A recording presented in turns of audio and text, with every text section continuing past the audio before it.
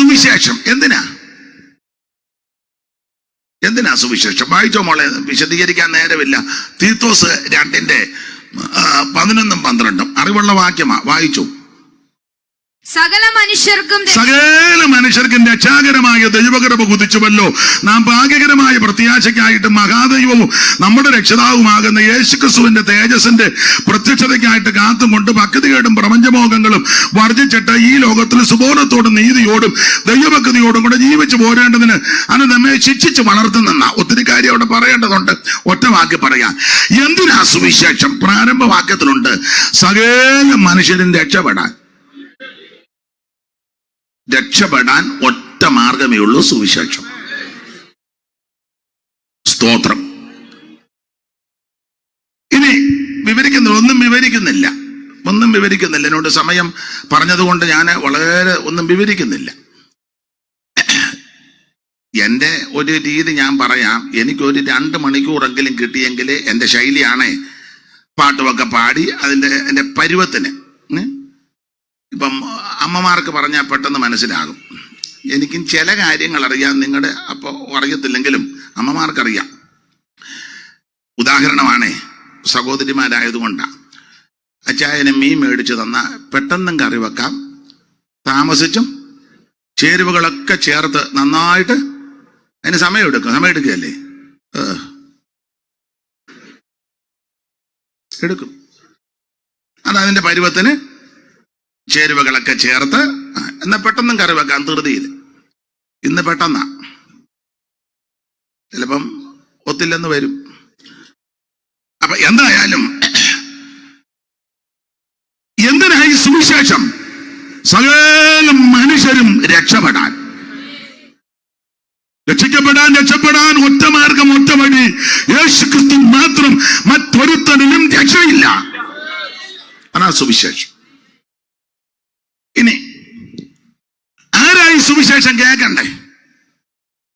നമ്മള് ലഘുലേഖയായിട്ട് ചെല്ലുക, ഒന്ന് ചോദിക്കും സുവിശേഷമാ? വേണ്ട അല്ല സുവിശേഷം. ഒക്കെ ഞങ്ങൾക്കറിയാം, വൈദ്യൻ ഫാമിലിയാ. പോ കേട്ടിട്ടുണ്ടോ? വൈദ്യര്, ചാക്കോ വൈദ്യര്, തോമാ വൈദ്യര്, അങ്ങനെ മൊത്തം വൈദ്യന്മാരാ. എന്നാൽ ചില വൈദ്യന്മാരെന്ന് പേരെങ്കിലും മരുന്നിന്റെ പേര് പോലെ അറിയാനും മേല. എല്ലാവരുടെയും കാര്യമല്ല. എല്ലാവരുടെയും കാര്യമല്ല. പേര് ഒരാളുടെ ഞാൻ ചോദിച്ചു, കുഞ്ഞുങ്ങൾക്ക് പണ്ട് ഒരമരുന്ന് കൊടുക്കും, വൈദ്യരല്ലേ, പറയാൻ പറഞ്ഞു. കഴിച്ചിട്ടുണ്ടോ? കേട്ടിട്ടുണ്ടോ? ഇല്ല. പേരെന്നാ? എന്നെ തുറച്ചു നോക്കുന്നല്ലോ. ദൈവത്തിന് മകത്ത് പേരിലൊന്നും വലിയ കഥയില്ല. ചില വിഷയത്തിൽ കാസർഗോഡ് പണ്ട് ഒരു യോഗത്തിന്, ഇപ്പോൾ ഒരു വർഷങ്ങൾക്ക് മുമ്പ് യോഗത്തിന് പോയപ്പോൾ തീവണ്ടി ചെന്നിറങ്ങി, നല്ല ക്ഷീണം. അവരെ ബുദ്ധിമുട്ടിക്കണ്ടെന്നാൽ എന്തെങ്കിലും കഴിക്കാം. അപ്പൊ ഒരാളോട് ചോദിച്ചും പറഞ്ഞു, ഇതിലെ അങ്ങോട്ട് ചെല്ലുമ്പോൾ വലത്ത് വശത്തൊരു ഹോട്ടലുണ്ടെന്ന് പറഞ്ഞു. ചെന്നു. അപ്പൊ ഞാൻ ഹോട്ടൽ കണ്ടു, നല്ല ക്ഷീണം, എന്തെങ്കിലും കിട്ടിയാൽ മതി, വിശപ്പും ഉണ്ടായിരുന്നു. അപ്പൊ ഹോട്ടലിന്റെ പേര് ഞാൻ വായിച്ചു, ആനന്ദവിലാസം ഹോട്ടല്. ഇപ്പോഴും ഓർമ്മയിലുണ്ട്, ആനന്ദവിലാസം. അകത്ത് കയറി എന്തോ കൊണ്ട് അപ്പവും മുട്ടയും. അയ്യോ, ഒന്നെ കൊണ്ടുവരാൻ പറഞ്ഞു. 2 അപ്പവും 1 മുട്ടയും. 10-25 വർഷം മുമ്പാ കൊണ്ടുവന്ന്. വിശപ്പ് കൊണ്ട് അപ്പം എടുത്തു, ഇത് ഗ്രേവി മുക്കി മുട്ട പൊളിച്ചപ്പം മുടി ചുറ്റിയിരിക്കുക. ഓന്നൊന്നും വെക്കണ്ട, മുടി നല്ലതാ. മുടി നല്ലതല്ലേ? എന്ത് സൂക്ഷിച്ച എത്ര നേരം ചീകി ഒതുക്കി ഇവിടെ വന്ന് ഇപ്പം അമ്മിയിരിക്കുന്നേ ഇല്ലേ? നിങ്ങളൊന്ന് ചിന്തിച്ചേ. അസമം കാലിന്റെ നഖം അത്രയും വൃത്തിയാക്കിയോ? നോക്ക് നഖം എങ്ങനെയാ, മുടി എങ്ങനെയാന്ന്. ഇത് വളരെ നന്നായിട്ടാ കൊണ്ട് നടക്കുന്നത്. കുളിച്ചില്ലെങ്കിലും എല്ലാം പറപ്പിച്ച് വൃത്തിയാക്കിയ. കുളിച്ചിട്ട് എത്ര ദിവസമായി ചിലര്?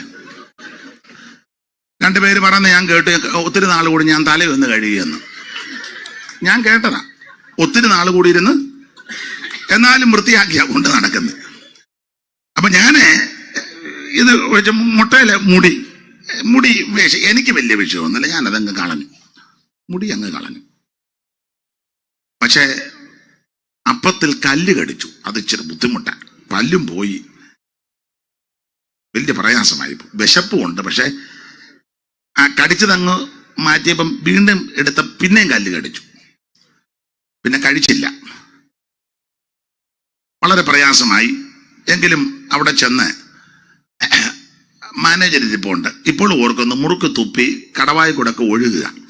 ഷർട്ട് ഇട്ടിട്ടില്ല, ഒരു തോർത്ത്, അത് കരിക്ക് കുത്തിയിടാം. അപ്പൊ ഞാന് പരിചയമില്ലാത്ത സ്ഥലവും ഒക്കെ ആണല്ലോ, സൂക്ഷിച്ചു വേണമല്ലോ പെരുമാറാൻ. ഞാന് ചോദിച്ചവൻ പറഞ്ഞു 23 രൂപ. അന്ന് 23 കൊടുത്തു. ലോകത്തിൽ ഇറങ്ങണമല്ലോ എന്നോർത്ത് ഞാൻ ചോദിച്ചു, പേരെന്തുവാ? പുള്ളി പറഞ്ഞു സുന്ദരം പിള്ള. ഷർട്ട് ഇട്ടിട്ടില്ല, കരിക്ക് കുത്തുകിടാന്ന് പരുവത്തൊരു തോർത്ത്, മുറുക്ക് തുപ്പി കടവായി കൂടെ ഒഴുകി. അല്ല, ഇടയ്ക്കിടയ്ക്ക് പുള്ളി ഇങ്ങനെ വെക്കുന്നുണ്ട്. പേരെന്നാ? അങ്ങേരുടെ പേര് സുന്ദരം പിള്ള, ഹോട്ടലിന്റെ പേര് ആനന്ദ്. ഇത് രണ്ടും അവിടെ ഇല്ലെന്നുള്ളതാണ് സത്യം. എന്ന് പറഞ്ഞ പോലെ പേരെന്നാ? ചാക്കോ വൈദ്യൻ. ഒരു പേരങ്ങ് പറഞ്ഞതേ ഉള്ളൂ. എല്ലാവരുടെയും കാര്യമല്ല, എല്ലാവരുടെയും കാര്യമല്ല, പലർക്കും പേരേ ഉള്ളൂ. മോടെ പേരെന്നാ?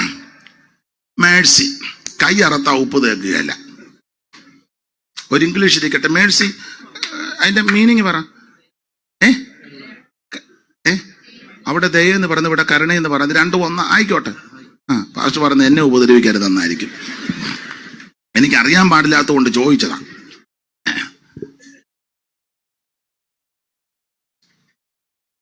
മോടെ പേരെന്നെ? കൃപ. സഹായത്തിന് വരികയല്ല. അപ്പൊ പേരിനകത്ത് എല്ലാ പേരിലും വലിയ കഥയില്ലെന്നായി പറഞ്ഞ്. അപ്പൊ നമ്മൾ സുവിശേഷം പറയാൻ ചെല്ലുമ്പോ പറയും, വേണ്ട വേണ്ട, ഞങ്ങൾ വൈദ്യൻ ഫാമിലിയാ, തേവലക്കര, പോ വേണ്ട, അവിടെ അങ്ങോട്ട് ചെല്ലും. അവിടെ ആരാ? അവിടെ ദാമോദരനും ഭഗീരഥിയും. നമ്മൾ അങ്ങോട്ട് ചെന്നപ്പോ അവര് ചോദിച്ചു, സുവിശേഷം ആണ്ട അങ്ങോട്ട് ചെല്ല. ഇങ്ങനല്ലേ ഇപ്പൊ നടക്കുന്നേ. അപ്പൊ അതുകൊണ്ട് ആർക്കായി സുവിശേഷം ആര് കേൾക്കണം? വായിച്ചേ മോളെ, 49 സങ്കീർത്തനത്തിന്റെ 1 വാക്യം വായിച്ചോ. സുവിശേഷം ആരാ കേൾക്കണ്ടേ? ഭാഗീരഥയാന്നോ, ശ്രീധരനാന്നോ, ദാമോദരനാന്നോ, ചാക്കോ വൈദ്യനാന്നോ, തോമസ് വൈദ്യനാന്നോ, അതോ അബ്ദുള്ളയാന്നോ, നസീറാന്നോ? ആരാ കേൾക്കേണ്ടത്? വായിരു മോളെ 49:1. സകല ജാതികളുമായുള്ളവരെ ഇത് കേൾക്കണം. എല്ലാവരും കേൾക്കണം. സകല ജാതികളും ആയുള്ളവര് ഇത് കേൾപ്പി. ജാതി സമ്പ്രദായമൊക്കെ മനുഷ്യൻ ഒപ്പിച്ചോണ്ട് വന്നതാ. വേദപുസ്തകം പഠിപ്പിക്കുന്നത് ഭൂതലത്തിനും കുടിയിരിക്കുവാൻ അവൻ ഒരുത്തനിൽ നിന്ന് മനുഷ്യജാതിയൊക്കെ യോളമാക്കി ഇരിക്കുന്നതെല്ലാം ഒറ്റ ഒരുത്തന്റെയാ. നിങ്ങൾ അംഗീകരിക്കത്തുമില്ല, വിശ്വസിക്കത്തുമില്ലെന്ന് എനിക്കറിയാം. പിന്നെ ചുമ്മാ ഇരുന്ന് ഗ്ലോറി എന്നൊക്കെ പറഞ്ഞ് പടലി വെട്ടിക്കുക, വിശ്വാസമൊന്നുമില്ലെന്ന് എനിക്കറിയാം. അതെ, ഇപ്പോഴും ചെല്ലു പറയത്തില്ല, ഞങ്ങൾ ഇച്ചിരി കൂടിയതാ, അവരിച്ചിരി കുറഞ്ഞതാ, ഞങ്ങള് ഒറിജിനലാ, മറ്റേത് മാർഗം കൂടിയതാ. അതാ പറഞ്ഞ നീ വിശ്വസിക്കുകയല്ലെന്ന്. പിന്നെ വേറെ വസ്തുവായിട്ട് ഇങ്ങനെ നെടുക നടക്കുന്നതല്ലാതെ വലിയ വിശ്വാസമൊന്നും ഇല്ല. ഒറ്റയൊരുത്തന്റെ സന്തതിയാ. എന്നാൽ മനുഷ്യനാണ് ഈ ജാതി സ്പർദ്ധയെല്ലാം ഉണ്ടാക്കി വെച്ചത്. ഗുരുദേവൻ പറഞ്ഞത് ജാതി ചോദിക്കരുതെന്ന. ഭിക്ഷു ആ സഹോദരിയോടും അങ്ങനെ പറഞ്ഞ, ജാതി ചോദിക്കുന്നില്ല ഞാൻ സോദരി. അവള് പറഞ്ഞു ഞാൻ ചണ്ടാല സ്ത്രീയാ, എന്നോട് വെള്ളമൊക്കെ ചോദിച്ചതിന് എന്തിനാണ്? ഭൂതലത്തിൽ നിന്നും കുടി ഒറ്റ ഒരുത്തിൽ നിന്നാ സകലതും. അപ്പോൾ മനുഷ്യനായി സ്പർദ്ധ ഉണ്ടാക്കി വെച്ചിരിക്കുന്നത്. ഒരു പ്രയോഗമുണ്ടല്ലോ, ബ്രാഹ്മണോകം നരേന്ദ്രോഗമാട്യോഗമെന്നിങ്ങനങ്ങാമ്രേടിതം കലർന്നിടുന്ന ജാന്തരെ ജന്തുക്കൾ ഭക്ഷിച്ച് കാറ്റിച്ചു പോകിലും ബന്ധു വെണ്ണീറായി ചമഞ്ഞു പോയിടിലും. അപ്പൊ ബ്രാഹ്മണ, ക്ഷത്രിയ, വൈശ്യ, ശൂദ്ര സംസ്കാരമൊന്നും ഞാൻ പറയത്തില്ല. അതാണോ സംസ്കാരം? മനുഷ്യനെ മനുഷ്യനായിട്ട് കാണണം, മനുഷ്യനെ ബഹുമാനിക്കണം. ജാതി നോക്കിയും മതം നോക്കിയും വർണ്ണം നോക്കിയും വർഗം നോക്കിയും കാശ് നോക്കിയും പത്രാസ് നോക്കിയും പ്രൗഢി നോക്കിയും ഒന്നുമല്ല, മനുഷ്യനെ മനുഷ്യനായിട്ട് കാണണം. ആട്ടെ, നമുക്ക് ആ വിഷയം വിട്ടേക്കാം. സകല ജാതികളും ഇത് കേൾക്കണം. അപ്പൊ എന്താണ് സുവിശേഷം? സുവിശേഷം യേശുക്രിസ്തു. എന്തിനാ സുവിശേഷം? സകല മനുഷ്യരും രക്ഷപ്പെടാൻ. ആരാ ഇത് കേൾക്കേണ്ടത്? സകല ജാതികളും ഇത് കേൾക്കണം. സുവിശേഷം കേട്ടാലുള്ള ഗുണം എന്നെ മോളെ വായിച്ചു. 2:10 ലൂക്കോസ്. അറിവുള്ള വാക്യമാ, വായിച്ചു. ഇപ്പൊ ഈ ദിവസങ്ങളിലാണ് ഞാനിത് മിക്കടുത്ത് ഓർപ്പിക്കുന്നുണ്ട്. 2:10 വായിക്കൂ കുഞ്ഞേ. ദൂതൻ അവരോട്, ഭയപ്പെടേണ്ട, സർവ്വജനത്തിനും ഉണ്ടാകുവാനുള്ള ഒരു മഹാസന്തോഷം. ദൂതൻ അവരോട് പറയുക, ഭയപ്പെടേണ്ട, സർവ്വജനത്തിനും ഉണ്ടാകുവാനുള്ള ഒരു മഹാസന്തോഷം. ദൈവത്തിന് മഹത്വം. 8-ാം വാക്യത്തിൽ വായിക്കുന്നത് ആട്ടിടയന്മാര് അവിടെ വെളിപ്രദേശത്തായിരുന്നു. വായിച്ച മോളെ. അന്ന് ആ പ്രദേശത്ത് ഇടയന്മാർ രാത്രിയിൽ ആട്ടിൻകൂട്ടത്തെ കാവൽ കാത്ത് വെളിയിൽ പാർത്തിരുന്നു. അപ്പം കണ്ണിക്കാനും തർക്കിക്കാനും ഒന്നുമില്ല. എന്നേക്കാൾ പഠിച്ചവരായി പിടിച്ചിരിക്കുന്നത്. ഡിസംബർ 25 ഇപ്പൊ ഇവിടെ ക്രിസ്തുമസ്. വേറെ രാജ്യത്ത് ജനുവരി 7. യേശു ഓരോ മാസവും ജനിക്കണമെന്നുള്ളതാ. കേരളത്തിൽ വന്ന്, ഇന്ത്യ വന്ന് ഡിസംബർ 25 ജനിക്കണം. റഷ്യയിലൊക്കെ പോയി ജനുവരി. എന്റെ യേശുവേ, നിന്റെ ഗതികേട് ആട്ടെ. സ്തോത്രം. നമുക്കിപ്പൊ തർക്കിക്കണ്ട. അപ്പം എന്തായാലും യേശു ജനിച്ചു. പഠിതാക്കൾ ഇതിനെപ്പറ്റി നന്നായി പഠിച്ചവര് ഇന്നും ഞങ്ങളുടെ ചർച്ചിൽ ഒരാൾ പറഞ്ഞപ്പോൾ അത് ശരിയായിട്ട് കുറച്ചുകൂടെ പറഞ്ഞു. കർത്താവിന്റെ ദാസൻ ഡിസംബർ മാസം ജനിക്കാൻ സാധ്യതയില്ല.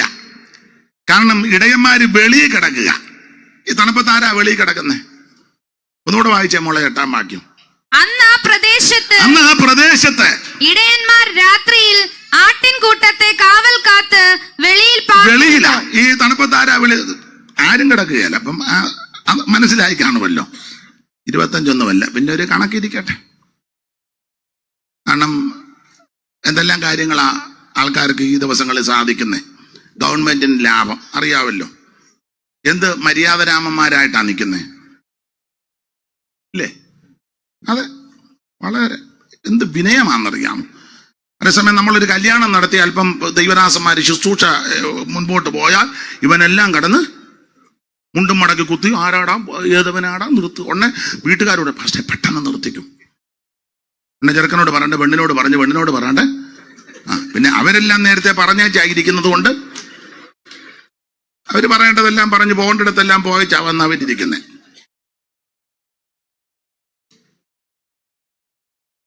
ഒരു ശവമടക്ക് നടത്തുമ്പോഴാണെങ്കിലും അല്പസമയം പോയാൽ ചിലയിടത്ത്, എല്ലായിടത്തും അല്ല, ചിലയിടത്ത് പ്രശ്നമാണ്.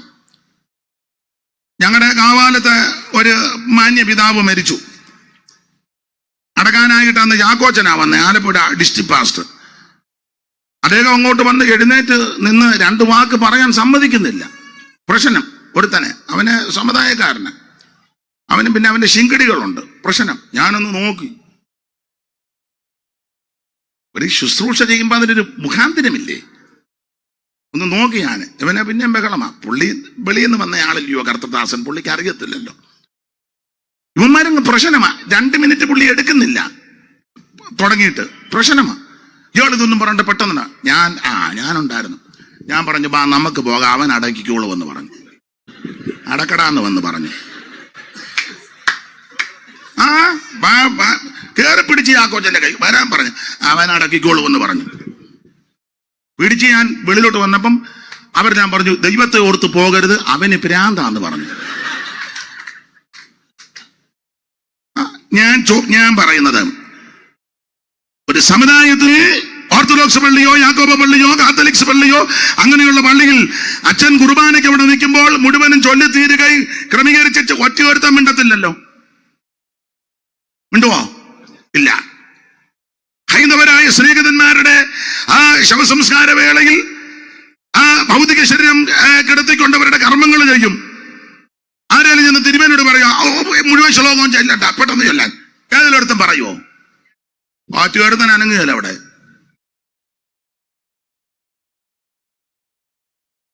മുസ്ലിം സമുദായത്തിലുള്ളവരും അവരുടെ കർമ്മങ്ങൾ, അവരുടെ ആചാരങ്ങൾ അനുസരിച്ച് ചെയ്ത് ആരെങ്കിലും കയറി ഓടക്കുവോ?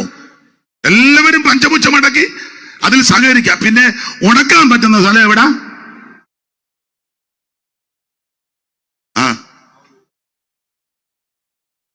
വരാൻ പറഞ്ഞു, അവൻ അടക്കിക്കൊള്ളൂ എന്ന് പറഞ്ഞു. അപ്പൊ പിന്നെ പ്രശ്നമായി.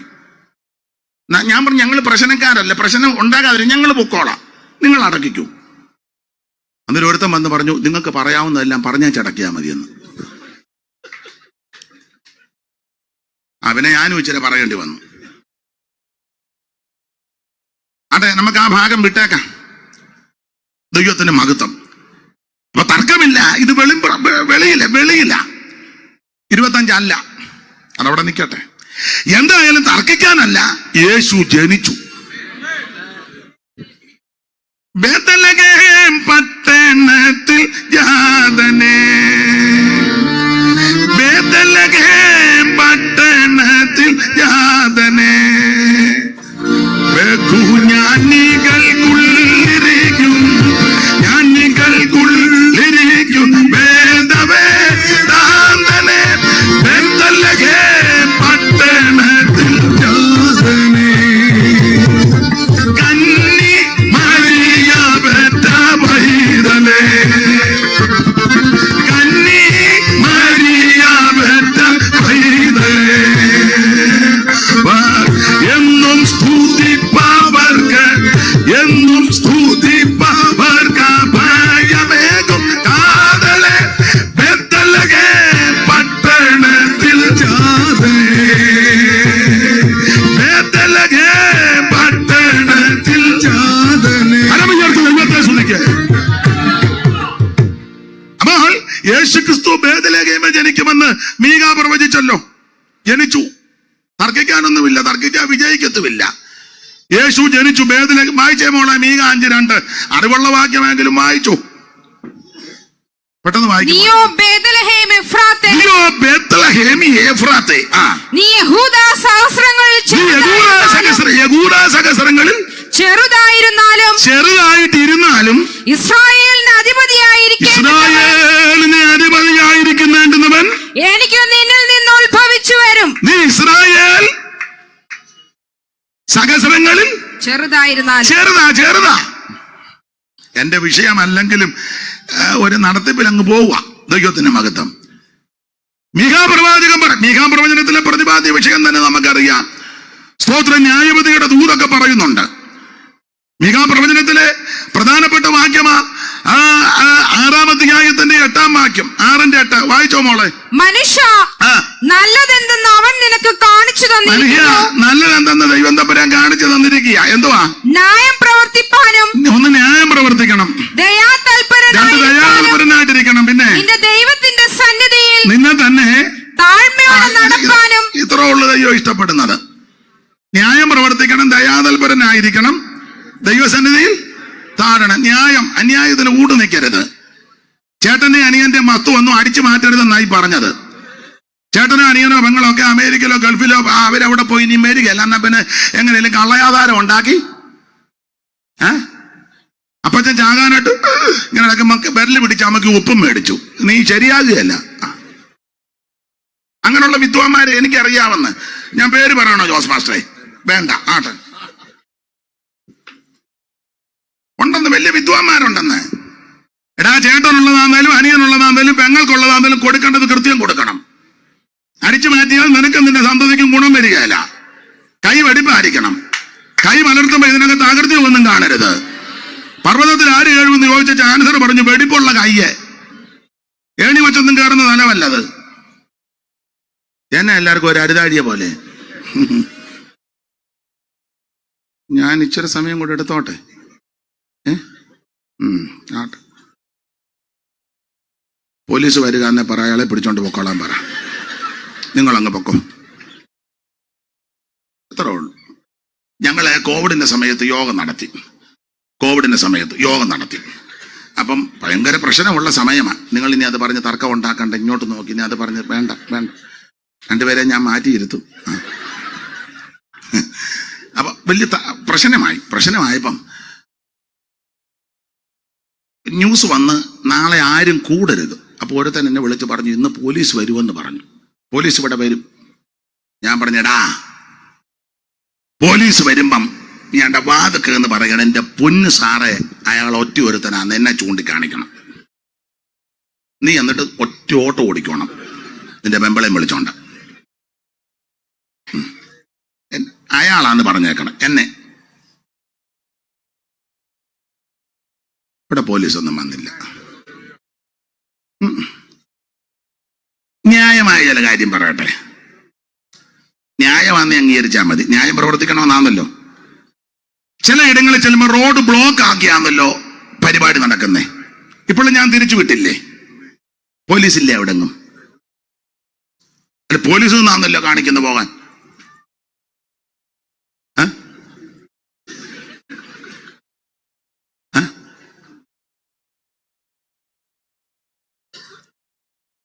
റോഡിന്റെ നടുക്ക് മേശയും ഡെസ്കും ഇട്ട്,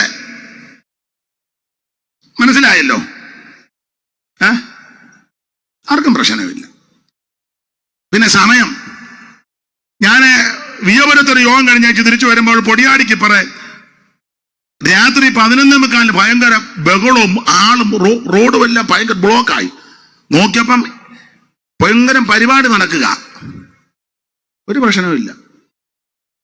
11:45 നമ്മള് 9 കഴിഞ്ഞാൽ പിന്നെ നമ്മൾ ഈ യോഗം നടത്തുന്നത് ഗുണം വരാനൊന്നും അല്ലല്ലോ. മിക്കവരുവേ എല്ലാരും നടത്തി. ജോസെ എനിക്കൊന്ന് സിനിമാ പാട്ടാന്ന് തോന്നി, ഞങ്ങളുടെ അമ്മ പാടി കേട്ടിട്ടുള്ളതാ. ക്രിസ്തീയ പാട്ട് പാടിയിട്ട് ആരും പാടുന്നില്ലല്ലോ. ഒരു സിനിമാ പാട്ട് ഓടിരിക്കട്ടെ. സിനിമാ പാട്ടാണോ നാടകത്തിലാണോ ഒരു വരിയുണ്ട്, എല്ലാരും പാടത്ത് ഏനന്റെ പാടത്ത്. മനസ്സിലായി കാണും. എല്ലാരും ചെയ്യുന്നത് പോലെ ചെയ്യാനല്ല ദൈവം നമ്മളെ വിളിച്ചേ. ഒരു പ്രാവശ്യമേ ചെയ്തോളെങ്കിലും, ഒറ്റ പ്രാവശ്യമേ ചെയ്യാൻ ഒത്തുള്ളെങ്കിലും അത് പ്രയോജനത്തിൽ വരണം. മനസ്സിലായോ? അത് വിഷയം വിട്ടേക്കാൻ വെറുതെ പോയാൽ പിന്നെ അങ്ങോട്ടങ്ങ് പോകും. ഇപ്പൊ തന്നെ ചെല്ലു പറയാം, അയാള് പയ്യ കളം മാറ്റുക, ബോധക്കേട് പറയാൻ തുടങ്ങി. നിങ്ങളിപ്പം ഹൃദയത്തിൽ ചിന്തിച്ചിട്ടുണ്ട്. ചിലര് പ്രാർത്ഥിക്കുന്നുണ്ട്, ദൈവമേ ബന്ധിക്കണേ ബന്ധിക്കണേ. ഉണ്ടുണ്ട്, എനിക്കറിയാം. പിന്നെ ഇരിപ്പ് കാണുമ്പോ അറിയാം ദൈവത്തിന് മഹത്വം. ഒരു കാര്യം പറയാം, അല്ലെ, ന്യായം എല്ലാവർക്കുമല്ലേ? എല്ലാവരും ഇതിനകത്ത് ഭാഗവക്കാകണ്ടേ? അപ്പൊ ദൈവം ഉദ്ദേശിക്കുന്നത് ഒന്ന് ന്യായം പ്രവർത്തിക്കണം, ന്യായമായിരിക്കണം. അതിന് മാന്തരുത്. സഹോദരങ്ങൾക്ക് കൊടുക്കാനുള്ളത് കൊടുക്കണം. അപ്പുറത്തുകാരന്റെ ഒരു ചുവട് സ്ഥലം പോലും നീ എടുക്കരുത്. സ്തോത്രം. അനീതിക്ക് കൂട്ടുനിൽക്കരുത്. തെറ്റ് തെറ്റാണെന്ന് പറയണം. അതിന് കുമ്മായ ഒരിക്കരുത്. ദൈവം ഇഷ്ടപ്പെടുന്ന കാര്യമാ. ദൈവത്തിന് മഹത്വം. ദയാതൽപരനായിരിക്കണം. ദയൊക്കെ വേണ്ടേ? അയ്യോ, അവിടുന്ന് ദയുള്ളത് കൊണ്ടല്ലേ നമ്മൾ ഇന്ന് രാത്രി ഇവിടെ ഇരിക്കുന്നത്. നിന്റെ ദയ ജീവനേക്കാൾ നല്ലത്. എന്റെ അതരങ്ങൾ നിന്നെ സ്തുതിക്കും. അങ്ങനെ എന്റെ ജീവകാലമൊക്കെ ഞാൻ അങ്ങനെ നിന്നെ വാഴ്ത്തുമെന്ന്. വിലാപങ്ങൾ വായിക്കുന്ന വാക്യം നമുക്കറിയാം. നാം മുടിഞ്ഞു പോകാതിരിക്കുന്നത് ദൈവത്തിന്റെ ദയയാ. ഉന്നതന്മാരും മിടുക്കന്മാരും സേട്ടന്മാരും കടന്നു പോയപ്പോൾ ഇന്ന് രാത്രിയും ആയുസോടിരിക്കാനും കൂടുവാനും ഇടയായത് ദൈവത്തിന്റെ ദയയാ. കാത്തുകൃപകീൻ കാലം മുഴുവൻ നീ കൈവിടാതെ കൺമണി പോലെ. കാത്തുകൃപകീൻ കാലം മുഴുവൻ നീ കൈവിടാതെ കൺമണി പോലെ. ഓ കലങ്ങിയുള്ള നീളും നേരാ, കലങ്ങിയുള്ള നീളും നേരോ അരികിൽ വന്നേ. ആശ്വാസം അരികിൽ വന്നേ. മമ മനാല നിൻ പ്രേമത്താലേ. മമ മനാല നിൻ പ്രേമത്താലേ നിലയുന്നേയൻ ഉള്ള നിന്നേരം. നിലയുന്നേയൻ ഉള്ള നിന്നേരം. മമ മനാല നിൻ പ്രേമത്താലേ. മമ മനാല നിൻ പ്രേമത്താലേ നിലയുന്നേയൻ ഉള്ള നിന്നേരം. നിലയുന്നേയൻ ഉള്ള നിന്നേരം. ദൈവത്തെ സ്തുതിക്കേ. അപ്പൊ ന്യായം പ്രവർത്തിക്കണം, ദയാതൽപരനായിരിക്കണമെന്ന് മനസ്സിൽ വന്ന ദയൊക്കെ വേണം കേട്ടോ. ഒരു ഭിക്ഷക്കാരൻ വരുമ്പോ പട്ടിയെ തുറന്നു വിട്ടേച്ച് ഗേറ്റിൽ എഴുതി വെക്കുക, പട്ടിയുണ്ട് സൂക്ഷിക്കുക. ഒരുത്തനോട് പറഞ്ഞു 2 പട്ടിയുണ്ടെന്ന് പറഞ്ഞു. ഒരാളെ പറ്റി പറഞ്ഞതാ, 2 എണ്ണം ഉണ്ടെന്ന്. മനസ്സിലായി കാണും. ഒന്ന് കടിക്കുന്നതും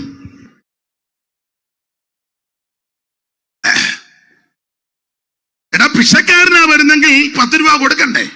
കൊടുക്കണം. രാവിലെയാ വരുന്നെങ്കിൽ എന്തുവാ ജോസേ, എന്തുവാ എന്നാ പറ്റി, തെറ്റിച്ചോ ഞാൻ, പിന്നെ പോണമെന്ന് പറയാമോ മോണിറ്റർ? എനിക്ക് അനുകൂലമല്ലേ? അത് അങ്ങനെ വേണം, പിന്നെ എനിക്ക് അനുകൂലമാ എന്നാ പറഞ്ഞു. അപ്പൊ ശ്രദ്ധിക്കുക, ഒരു കരുണ വേണ്ടേ, ദയ വേണ്ടേ? അവിടുന്ന് ദയുള്ളത് കൊണ്ടല്ലേ നമ്മൾ ഇന്ന് രാത്രി ഇവിടെ ഇരിക്കുന്നേ. ഇളച്ചു കൊടുത്തപ്പോ മറ്റവനിഞ്ഞോട്ട് അവന്റെ കൊങ്ങായി കയറി പിടിച്ചു. ഇളച്ചിഞ്ഞോട്ട് കൊടുത്തു വിട്ടതേ ഉള്ളൂ. വായിച്ചിട്ടുണ്ടല്ലോ. ദൈവത്തിന്റെ ദയ നമുക്കും അങ്ങനെ ഉണ്ടായിരിക്കണം. ദയാതൽപരരായിരിക്കണം. രാവിലെ ഒരാൾ വന്നാൽ കട്ടൻ കൊടുക്കണം, ഉണ്ടെങ്കിൽ എടുക്കട്ടെ, ഇടണോ? കുടിച്ചാച്ചായിരിക്കും വന്നേക്കുന്നത്, അല്ലയോ? ഇതൊക്കെയാണ് അതിന്റെ മര്യാദ. ഉച്ചസമയത്താ വരുന്നെങ്കിൽ ഉള്ളതിന്റെ വിഹിതം കൊടുക്കണം, കഴിച്ചില്ലെങ്കിലും കൊടുക്കണം. കൊടുക്കണം. ഞാന് നല്ല പ്രാഗൽഭ്യം ഉള്ളത് കൊണ്ടാണ് ഇത് പ്രസംഗിക്കുന്നത്. ആളിനെ കാണുമ്പോൾ എടുത്തോണ്ട് അകത്തോട്ട് ഓടി പാത്തിരിക്കുകയല്ല. 2 പേരെടുത്തു.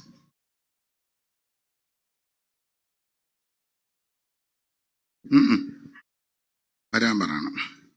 2 കഷണം കപ്പേ ഉള്ളൂ, 1 കൊടുക്കണം. എന്നുവെച്ച് വേണം മറുഭാഷ പറയാൻ. നിങ്ങൾ സ്തോത്രം ഒന്നും പറയാലെന്ന് എനിക്കറിയാം. വേണ്ട, എന്നെ കനപ്പിക്കുമൊന്നും വേണ്ട. ദയാതൽപരനായിരിക്കണം. ദൈവസന്നിധിക്ക് താഴണം. അഹങ്കാരം ഒന്നും പാടില്ല. അഹങ്കാരമൊക്കെ കണ്ടതല്ലേ കോവിഡിന്റെ സമയത്തും വെള്ളപ്പൊക്കത്തിന്റെ സമയത്തും. വെള്ളപ്പൊക്കം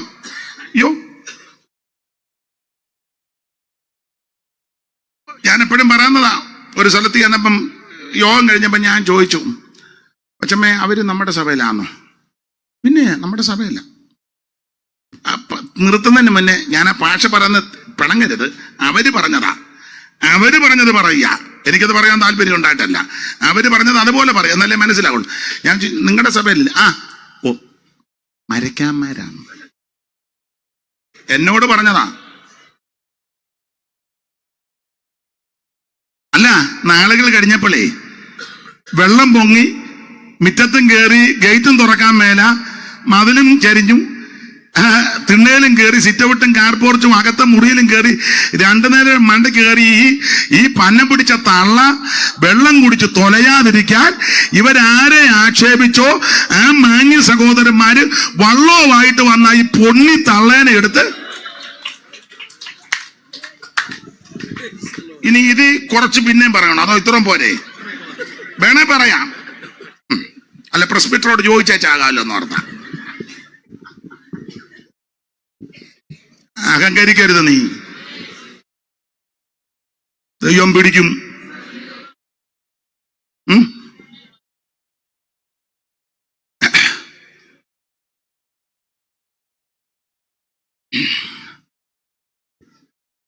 ഒത്തിരി കാര്യങ്ങൾ ഓർക്കുന്നുണ്ട്, അതാ ഞാനങ്ങ്. അല്ല, ഇത് പറയുന്ന തന്നെ എന്തിനാ പറയുന്നേ? ഒരു സുവിശേഷ വേലക്കാരി ഉള്ള കാര്യാ. കാരണം കൊമ്പുണ്ട്. സുവിശേഷ വേലക്കാരി അവര് പെയ്ത്തോമില്ല. അവള് താമസിക്കുന്നതിന്റെ തൊട്ട് താഴെ അവര് CSI പശ്ചാത്തലത്തിലുള്ള ഒരു മാന്യ കുടുംബം, ഉദ്യോഗസ്ഥരാ. പക്ഷെ ദൈവത്തെ ഭയമുള്ളവരാ, നല്ല പൊസിഷനിൽ. അവരുടെ മകൻ ഒരു പുരോഹിതനുമാണ്. അപ്പം ആ കൊച്ചമ്മ ഇടയ്ക്ക് ഈ കോളിലൊക്കെ യോഗത്തിന് വരും. നേരത്തെ ഇരുന്ന പാസ്റ്ററും കുടുംബവും അങ്ങ് പോയി. നല്ല അടുപ്പമായിരുന്നു. 2ാമത് വന്ന കുടുംബം, അവൾ ഇച്ചിരി കേമിയ, ഇച്ചിരി ജാതിസ്പർദ്ധയുള്ളവളാ. അങ്ങനെ ചില അവളുമാരുണ്ടല്ലോ, ഉണ്ടെന്ന് പേര് പറയാം. അപ്പോൾ ഒരിക്കൽ പിള്ളേരുമായിട്ട് അങ്ങോട്ട് ഇറങ്ങിയപ്പോ താഴത്തെ CSI ആ മാന്യമാതാവ് റിട്ടയർഡായി. അവര് പറഞ്ഞു, അയ്യോ കുഞ്ഞുങ്ങളുമായിട്ട് ചക്കപ്പഴം തരാന്ന് പറഞ്ഞു. ചക്കയുടെ സമയമാണ് ആദ്യമായിട്ടും. ഉടനെ അവള് പറഞ്ഞു, പിള്ളേർ ചക്ക കഴിക്കുകയല്ല. ചക്ക കഴിക്കാതെയല്ല, ആ വീട്ടിൽ നിന്ന് ഇവര് കൂടിയതല്ലേ മറ്റവര്. മനസ്സിലാകുന്നില്ലേ? നിങ്ങൾ പിന്നെ പൊട്ടമാടത്ത് ഇരിക്കും പോലെ ഇരിക്കുന്നത്.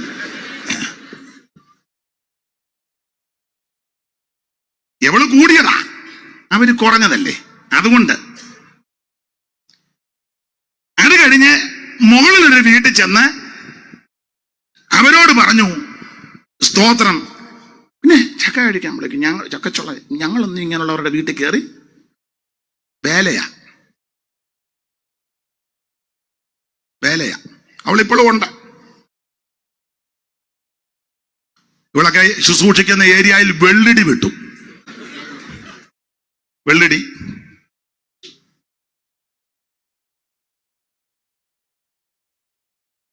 ശരിയല്ല. എല്ലാവരും ഇത്തരക്കാരല്ല. അല്ല, മര്യാദക്ക് ജീവിക്കുന്നവർക്കും കൂടെ ഈ കോടാലിയെല്ലാം എന്ത് ദോഷമാണെന്നറിയാവോ? എത്ര മാന്യ കർത്തൃദാസിമാര്, എത്രയോ അന്തസ്സുള്ള, മാന്യരായ, സമർപ്പണമുള്ള, വിനയമുള്ള, വിധേയത്വമുള്ള എത്രയോ ബഹുമാന്യ സ്ത്രീകളുണ്ട്. അവരെ ഓർത്ത് ദൈവത്തെ സ്തുതിക്കുക. എല്ലാരും മോശക്കാരുമല്ല, ഉണ്ട് ഇതിനിടയിൽ. ഇങ്ങനെ അഹങ്കാരം പാടില്ല. അല്ല, ഞങ്ങൾ അങ്ങനൊന്നും കഴിക്കത്തില്ല. എന്നിട്ട് വെള്ളം പൊങ്ങിയപ്പം ഞാൻ കണ്ടതല്ലയോ മണ്ണ് തട്ടിപ്പറിക്കുന്ന. അവൾ ഈ ചിക്കൻ മാത്രമേ യൂസ് ചെയ്യുള്ളൂ. മോളെ പറ്റി ചിക്കൻ. അച്ചായനോ, അയ്യോ ഡാഡി മട്ടന് കുട്ടൻ തിന്നവനാ.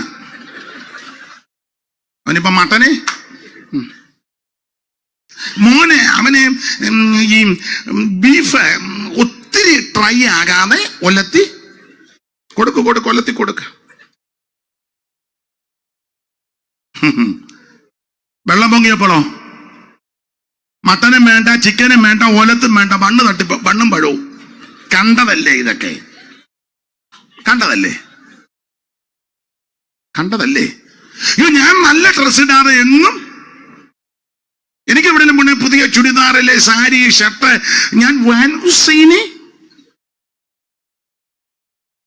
ഇവിടെ വെള്ളം പൊങ്ങിയപ്പോൾ ഒരു തന്തയും തള്ളയും കൂടെ ഹെലികോപ്റ്ററും കണ്ട് വന്ന് കയറ്റി. അയാൾക്ക് അടിവസ്ത്രം പോലും ഇല്ല. എന്താ തള്ള വിളിച്ച് പറഞ്ഞത് ഞാനും കേട്ടതാ ഫോണിൽ കൂടെ. കേട്ടില്ലേ അതൊന്നും? എന്റെ എടാ ചായനെ എന്നെയും കൂടെ കേട്ടില്ലേ നിങ്ങളാരും? ഞാൻ കേട്ടതാ. തിരുവനന്തപുരത്ത് അങ്ങാണ്ട് കൊണ്ടിറക്കിയെന്ന്.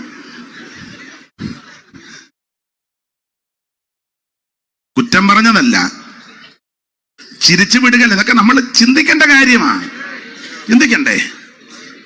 ഞാൻ എല്ലാ മെത്തയിലും കിടക്കല്. എനിക്ക് പ്രത്യേക മെത്തയാ. എല്ലായിടത്തും തോന്നുന്നു ഞാൻ അങ്ങനെ വെള്ളം പൊങ്ങിയപ്പാണ്ട് ക്യാമ്പിൽ പോയി ബെഞ്ചാ കിടക്കുന്നത്. നിനക്കിപ്പോ മെത്ത വേണ്ടേടാ. അഹങ്കരിക്കരുത്, ഒരെണ്ണം അഹങ്കരിക്കരുത്. ദൈവസന്നിധി താഴണം.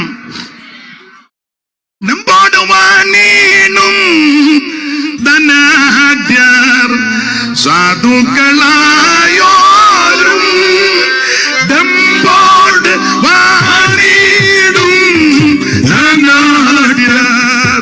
സാധുക്കളായോരും എല്ലാരും അങ്ക് ഒരുപോലെ ലോക എല്ലാരും അങ്ക് ഒരുപോലെ ലോകം ഇല്ലാതെ വെടിഞ്ഞിടും. നീയതും മറക്കാതെ എല്ലാരും അങ്ക് ഒരുപോലെ ലോകം എല്ലാരും അങ്ക് ഒരുപോലെ ലോകം ഇല്ലാതെ വെടിഞ്ഞിടും. നീയതും മറക്കാതെ ആനന്ദമേറും നിൻ ജീവകാലം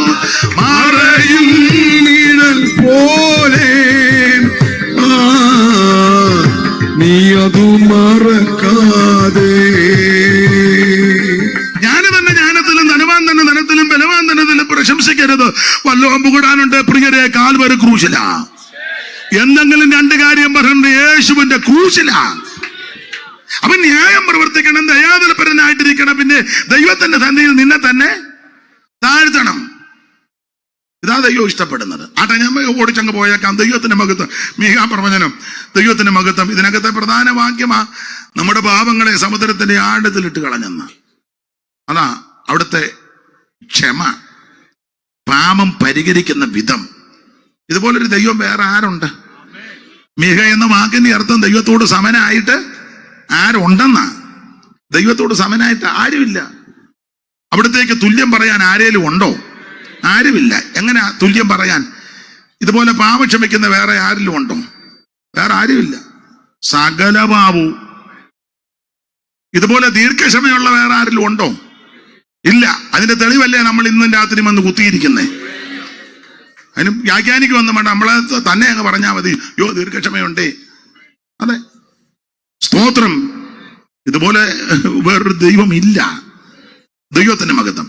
ആ പ്രവചന പുസ്തകത്തിലെ 5:2 യേശുക്രിസ്തുവിന്റെ തിരുപ്പിറവിയോട് ബന്ധപ്പെട്ടാ പറയുന്നു. ഒന്നുകൂടെ വായിച്ചോ മോളെ. നീയോ ബേത്ലഹേം എഫ്രാത്തേ, നീ യഹൂദാ സഹസ്രങ്ങളിൽ ചെറുതായിരുന്നാലും ഇസ്രായേലിന് അധിപതിയായിരിക്കേണ്ടുന്നവൻ എനിക്ക് നിന്നിൽ നിന്ന് ഉത്ഭവിച്ചു. നീ ചെറുതാ. അങ്ങനെ അടിച്ചേക്കുന്നേ. യഹൂദാ സഹസ്രങ്ങളിൽ നീ ചെറുതാ. പക്ഷേ യേശുക്രിസ്തു അവിടെ ആയിരിക്കും ജനിക്കുന്നത്. നിങ്ങൾ വേദപുസ്തകം പഠിച്ചേ. ജനിച്ചു കഴിഞ്ഞപ്പം ചെറുതെന്നല്ല പറഞ്ഞ, വലുതെന്ന. വായിച്ചേ മോളെ, മത്തായി സുവിശേഷം 2-ാം അധ്യായത്തിന്റെ 4 മുതൽ അങ്ങോട്ട് വായിച്ചാൽ മതി. ആ ഇൻവെർട്ടർ കോമായിക്കകത്തിട്ടിരിക്കുന്ന എന്റെ തൊട്ട് മേളിലത്തെ വാക്യം മുതൽ വായിര്. ശാസ്ത്രിമാരെയും മഹാപുരോഹിതനെയും വിളിച്ചല്ലോ ഹെരോദാവ്. 2:1 മുതൽ വായിച്ചോ, ഇനി തപ്പണ്ട. യഹൂദാ രാജാവിന്റെ കാലത്ത് ഹെരോദാ രാജാവിന്റെ കാലത്ത് ആട്ടെ, മോള് വായിക്കേ. യേശു യഹൂദയിലെ ബേത്ലഹേമിൽ ജനിച്ച ശേഷം കിഴക്ക് നിന്ന് വിദ്വാൻമാർ യെരൂശലേമിലെത്തി. കിഴക്ക് നിന്ന് വിദ്വാൻമാരെല്ലാം കിഴക്കാന്നല്ലോ.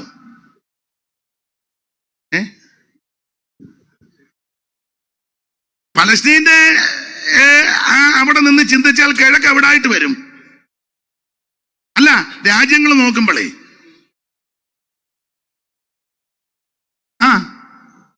ചൈനയും ഇന്ത്യയും പാകിസ്ഥാനും ഒക്കെ കിഴക്ക് ഭാഗമാണ്. കുറച്ച് അതിനല്ലേ പറഞ്ഞു ഒത്തിരി കിഴക്കോട്ട്. ഏതാണ്ട് ഈ നമ്മുടെ ഇന്ത്യ രാജ്യം കിഴക്ക. വിദ്വാൻമാരല്ല.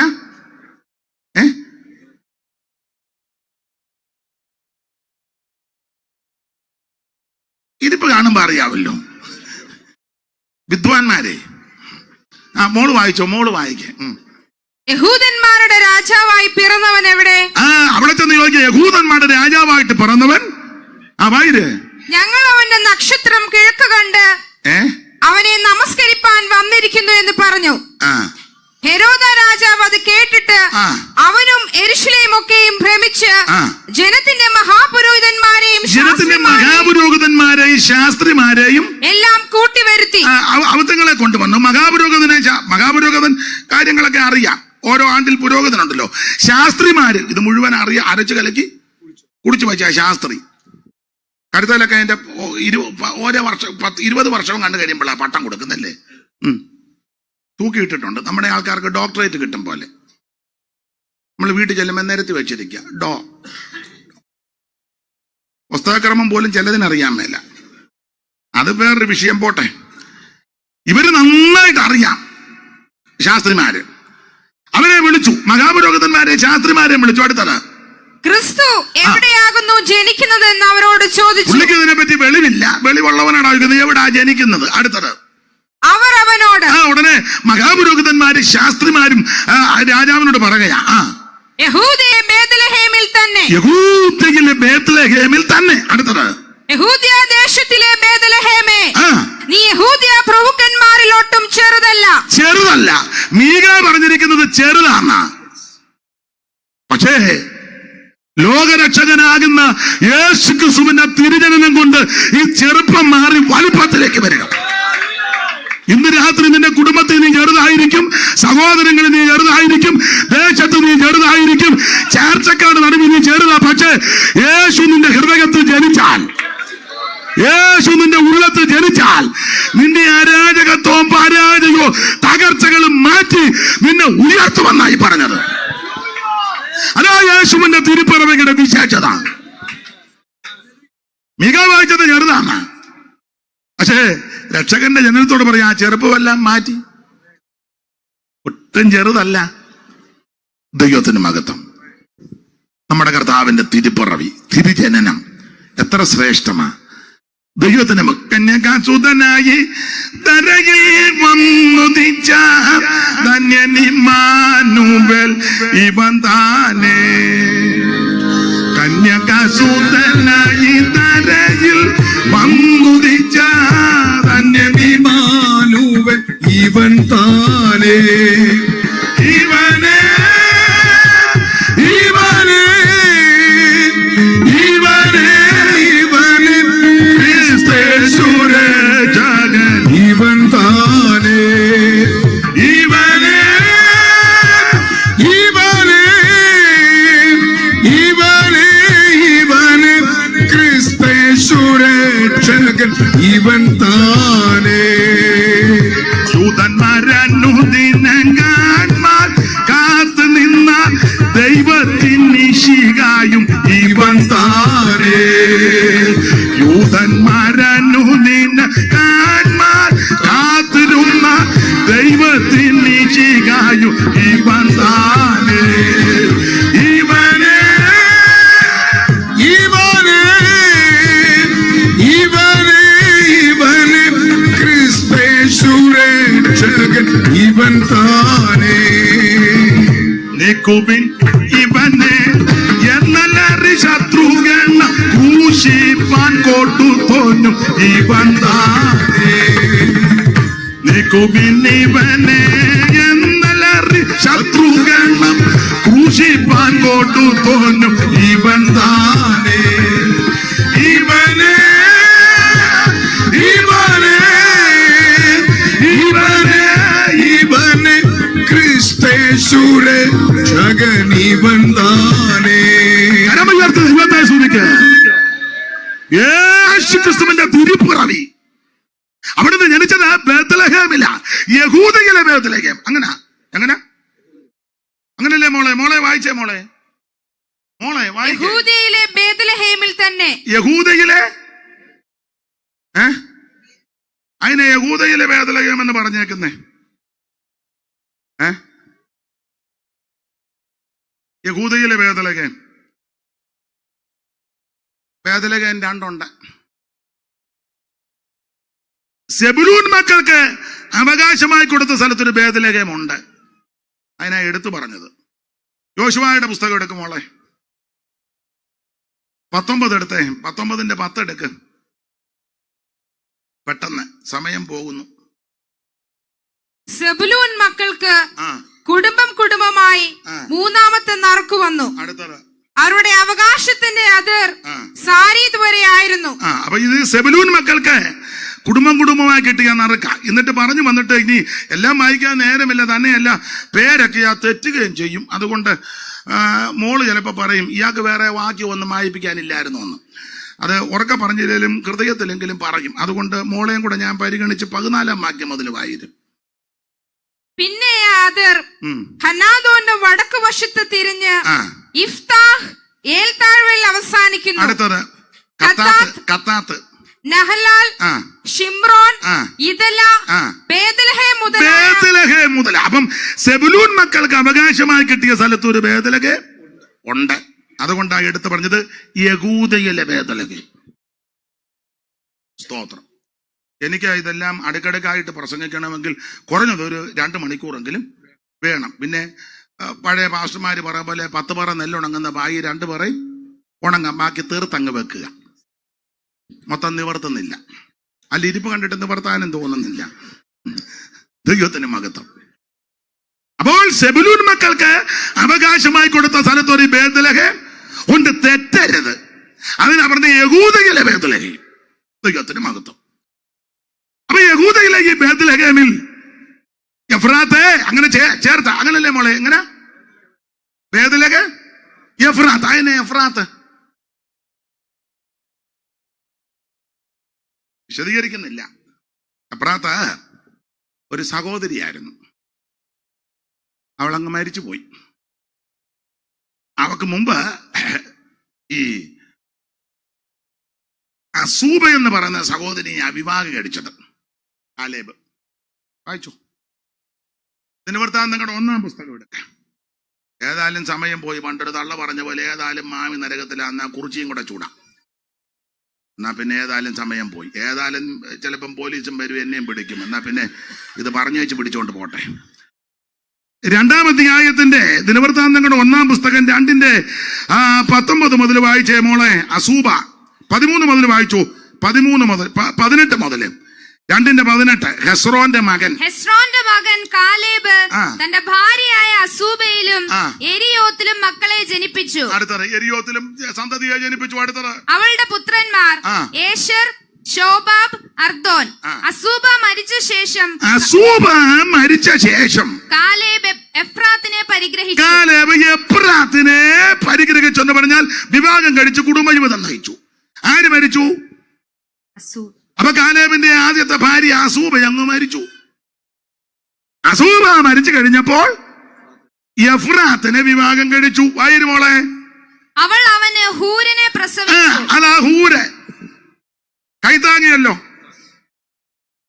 അവൾ അവനെ ഹൂരിനെ പ്രസവിച്ച ഇഷ്ടപ്പെട്ടില്ലെന്ന് തോന്നുന്നു. അവൾ അവന് ഹൂരിനെ പ്രസവിച്ചു. ആയിക്കോട്ടെ. അടുത്തത് ഹൂർ ഊരിയെ ജനിപ്പിച്ചു. ഊരി ബെസലേലിനെ ജനിപ്പിച്ചു. അറിയാമല്ലോ പേരുകളൊക്കെ. നീ വേറെ വാക്യം എടുക്കണം, നേരം ഇല്ലാത്തതുകൊണ്ട് അത് അങ്ങ് വിടുക, എല്ലാം വിടുക. ഈ എഫ്രാത്ത് അസൂബയുടെ പിള്ളാരെ നന്നായിട്ട് ശുശ്രൂഷിച്ചെന്ന. അവള് പെറ്റതല്ല, അവള് പ്രസവിക്കാത്ത കുഞ്ഞുങ്ങളെയും കൂടെ എന്ന് പറഞ്ഞാൽ വേറുകൃത്യം കാണിച്ചില്ല. വേറുകൃത്യം കാണിക്കുന്നുണ്ട്. നമ്മുടെ മോക്ക് ബൂസ്റ്റ് ഇട്ട് കൊടുക്കുക, അപ്പുറത്തെ കൊച്ചിന് പാലും വെള്ളവും കൂടെ ചേർത്ത് കൊടുക്കുക. അങ്ങനെയുള്ളവരുണ്ട്, മിണ്ടുന്നില്ല. നമ്മുടേതിന് പാലും വെള്ളം കൊടുത്താലും അപ്പുറത്തേന് ആ ബൂസ്റ്റ് ഇട്ട് കൊടുക്കണ്ടേ. പിന്നെ ഞാൻ കുടിപ്പിക്കും.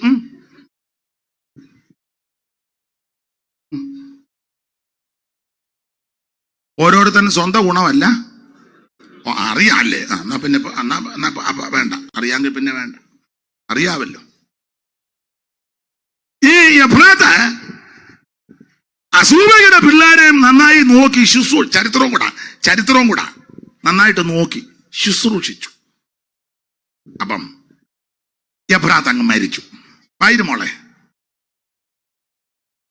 ഓ എന്റെ കൊച്ചെ. അതിന്റെ ശേഷം ഹെസ്രോൻ ഗിലെയാദിന്റെ അപ്പനായ മാഖീരിന്റെ മകളുടെ അടുക്കൽ ചെന്ന് അവളെ ശ്രദ്ധിക്കുക. താഴോട്ട് വയ്ക്കുമ്പം ഈ എഫ്രാത്ത് അങ്ങ് മരിച്ചു. ഇവള് മരിച്ചെങ്കിലും ആ സ്ഥലത്തിന് ആ പേരിട്ടു. ആ സ്ഥലത്തിന് അതായ എഫ്രാത്ത്. ജോസെ പണ്ടൊരു പാട്ടുണ്ട്, എഫ്രാത്തെ നീ എന്റെ, ഒന്ന് പാടിക്ക്, ഒരു വരി ഒന്ന് പാടിക്ക്. എഫ്രൈന്നാണോ? അല്ല, എഫ്രാത്ത് എന്ന് പറഞ്ഞൊരു പാട്ടുണ്ടായിരുന്നു.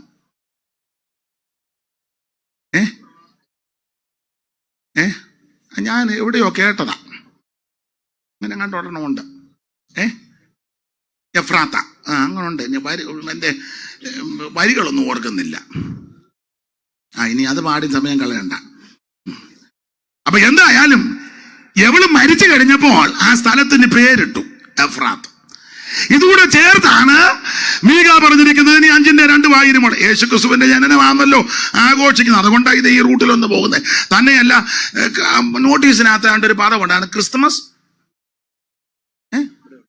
അതാ അപ്പൊ അതിനോട് ചേർത്ത് അങ്ങ് പോകാം. മര പറഞ്ഞല്ലയോ കൊടിയിടുന്നത്. വായിച്ചോ.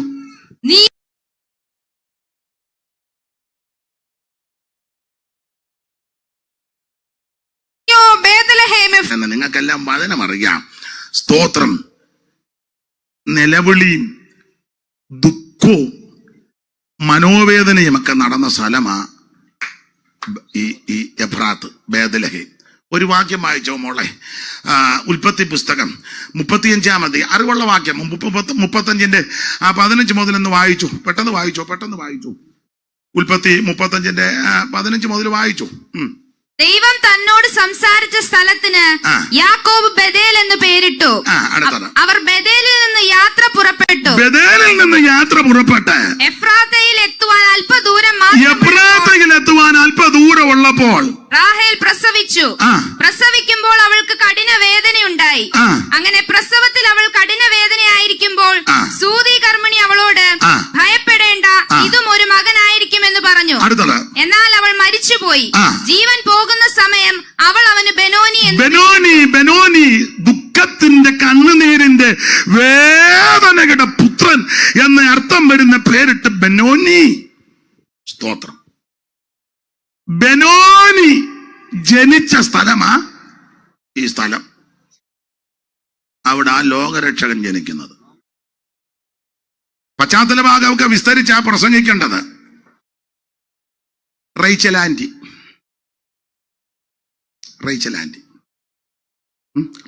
റേച്ചൽ എന്നല്ലേ ഇംഗ്ലീഷ് ഇരിക്കട്ടെന്ന് മലയാളം തന്നെ പറഞ്ഞ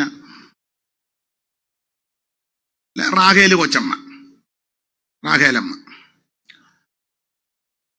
കൊച്ചുണ്ണി പോലും അമ്മാമ്മയുടെ ഒപ്പം ഒക്കത്തില്ല. ഏത് കൊച്ചുണ്ണി? കൊച്ചുണ്ണി വന്ന് പറയാം, അമ്മാമ്മേ എന്നെങ്കിലും കൂടെ ചില ബാലപാഠം.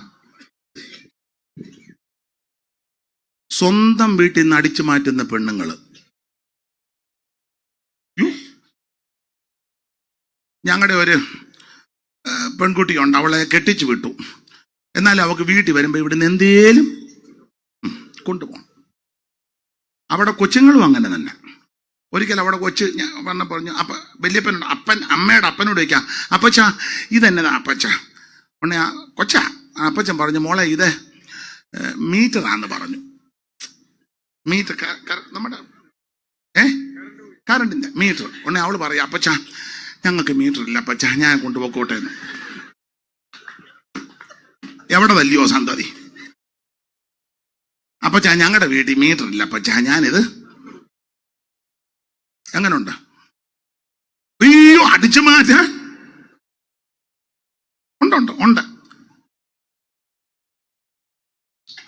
സുനാമി കൂടുതൽ അടിച്ചത് ഇല്ല നമ്മുടെ ഇവിടെ ദ്വീപ് അല്ലെന്ന്. ഇന്തോനേഷ്യയിൽ വേറൊരു സ്ഥലം കൂടെ ഉണ്ടായിരുന്നല്ലോ, ആൻഡമാൻസിലൊക്കെ. പിന്നെ സുനാമി അവിടെ അടിച്ചത്. മുണ്ടക്കയത്ത് ഒരാൾ 5 ഏക്കർ വസ്തു എഴുതിച്ചു സുനാമിയുടെ പേരിൽ. സുനാമി അടിച്ചത് ആൻഡമാൻസിനടുത്താണോ മുണ്ടക്കയം? അങ്ങനെ അടിച്ചു മാറ്റാൻ വിദഗ്ധരുണ്ട്. റേച്ചൽ ആന്റി അടിച്ചു മാറ്റാൻ വിദഗ്ധരാ. അപ്പന്റെ വീട് വിട്ടു പോന്നപ്പോൾ ഗൃഹബിംബം മോഷ്ടിച്ചത് ഒട്ടകക്കോപ്പിനകത്തിട്ട്. എന്ത് വിദഗ്ധമായിട്ട ഈ മോഷണം ഒരു കലയാ കേട്ടോ, നമ്മളെ കൊണ്ടൊക്കത്തില്ല, ഒക്കുകയല്ല. വളരെ ബെണ്ടി ചോവ് എന്ന് പറയുന്ന ഒരുത്തൻ കലാപരമായിട്ട് തിരുവനന്തപുരത്ത് കയറിയത് പത്രത്തിൽ വായിച്ചതല്ലേ. എന്ത് കലാപരമായിട്ടാ, നമ്മളെ കൊണ്ടൊക്കുവോ? ഒരു കലയാ.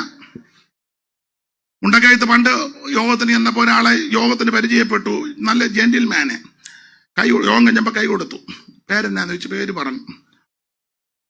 ഞാൻ പുള്ളിയുടെ എടുപ്പും ഞാൻ ചോദിച്ചു ഏത് ഡിപ്പാർട്ട്മെന്റിലായിരുന്നെന്ന് ചോദിച്ചു. കണ്ടാ ചോദിച്ചു പോവും. എന്നാ പുള്ളി ചെറുതായിട്ടൊന്ന് ചിരിച്ചു. അയാൾ പറഞ്ഞു ഡിപ്പാർട്ട്മെന്റ് വേറെയാ. അയ്യോ അതേതാ? പാസ്റ്ററോട് കള്ളം പറയാൻ ഒക്കത്തില്ലല്ലോ. തന്നെ യോഗം കഴിഞ്ഞാൽ ഉടനെ എങ്ങനെയാ കള്ളം? നേരത്തെ പോക്കറ്റടിയായിരുന്നു തൊഴിൽ. പക്ഷെ മാനസാന്തരപ്പെട്ടു, യേശുവിനെ അറിഞ്ഞു, അതെല്ലാം നിർത്തി, ദൈവം എന്നെ രക്ഷിച്ചു. അപ്പം ഞാൻ വളരെ വളരെ നന്നായിട്ട് ഇടപെട്ടതെന്ന് ഞാൻ ചോദിച്ചു, പോക്കറ്റടിക്ക് പോകുമ്പോൾ എങ്ങനെയാ പോകുന്നേ? പുള്ളി പറഞ്ഞു വെളുപ്പിനെ ഇറങ്ങുമെന്ന് പറഞ്ഞു.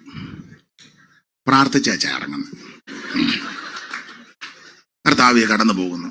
അധികം തപ്പാറ നല്ല 2 പോക്കറ്റ്.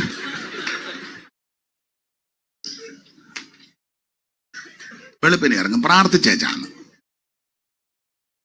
എങ്ങനുണ്ട്? കാരണം ഒത്തിരി പോക്കറ്റ് തപ്പാതെ നല്ല 2 പോക്കറ്റ് കണ്ണുങ്ങ.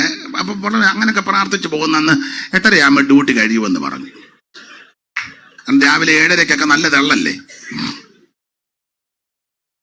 വിട്ടേക്കാം. കലാപരമായിട്ട് അടിച്ചു മാറ്റി വിഗ്രഹം. ഒട്ടക കോപ്പിനകത്തിട്ടു. യാക്കോബിന്റെ കൂടെ റേച്ചൽ ആന്റി ഉണ്ട്. പാട്ടുമൊക്കെ പാടി പോവുക ബേഥാലിലോട്ട്.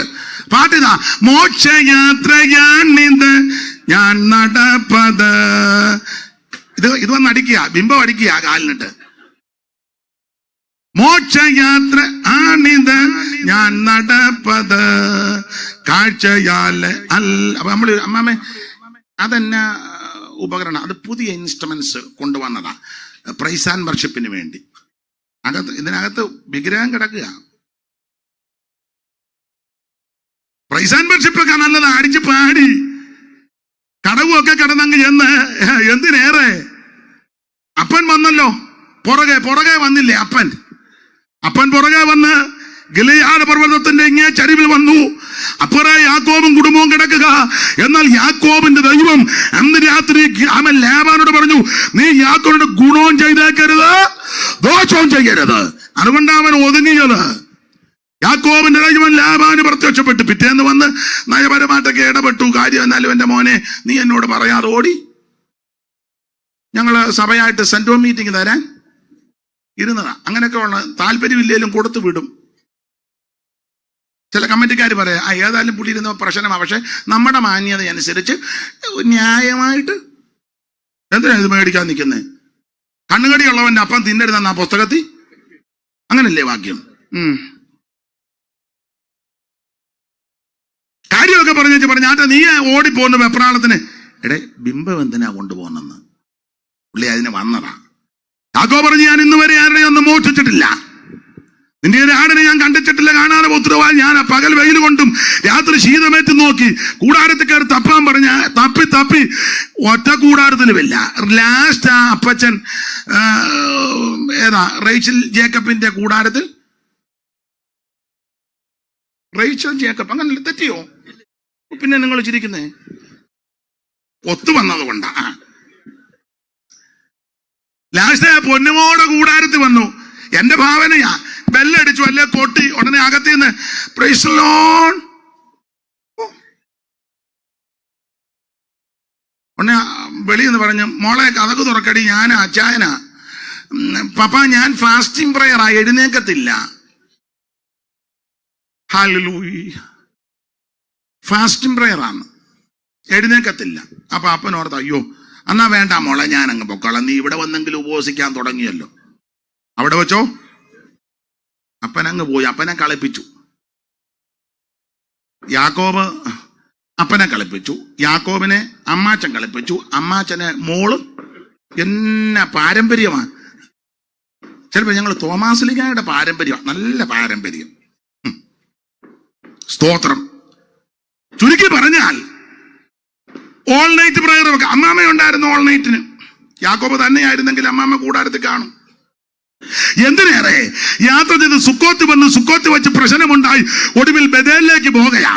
എല്ലാം ഞാൻ വിവരിക്കുന്നില്ല. ബദേലിലെ ആരാധന വേർപാടിന്റെ ആരാധനയാ. അതെ, യാക്കോബ് അവൻ ദൈവം തമ്പുരാൻ യാക്കോബോട് പറഞ്ഞു, നീ ബദേലിൽ പോകണം. കാരണം ശിമയോൻ കുഴഞ്ഞു, ലേവിയും കുഴഞ്ഞു.